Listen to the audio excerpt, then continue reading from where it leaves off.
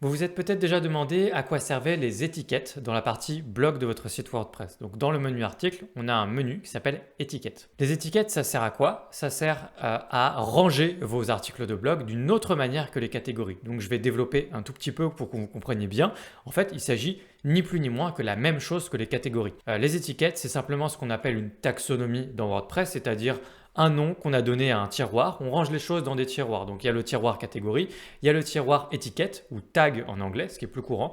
Et demain, il pourrait y avoir le tiroir ce que vous voulez, vous l'appelez du nom que vous voulez, et ça vous servirait à ranger vos articles de blog. Eh bien, les tags ou étiquettes, c'est exactement la même chose que les catégories. Donc j'ai pas besoin de vous montrer leur fonctionnement parce qu'ils fonctionnent comme les catégories. Vous créez des étiquettes, vous les attribuez à vos articles de blog. C'est une autre façon de présenter, de ranger vos articles de blog. Et donc dans WordPress, il y a souvent plein de manières de mettre en avant ensuite les étiquettes qui peuvent être un peu différentes que les catégories. Souvent, par exemple, il y a le nuage de tags, le petit nuage d'étiquettes.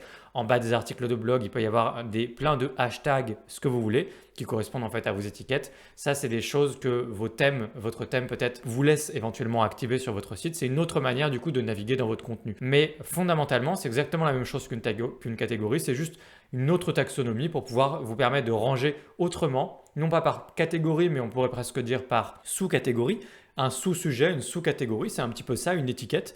Et vous n'êtes pas du tout obligé de vous en servir. Vous pouvez complètement l'ignorer dans la vie de votre site, ou vous pouvez vous en servir si vous pensez que les internautes, les visiteurs sur votre site ont un intérêt à voir et à utiliser les étiquettes parce que ce serait plus facile ou agréable de naviguer à l'intérieur de votre site grâce à ce système de sous-sujets si vous avez envie de vous en servir.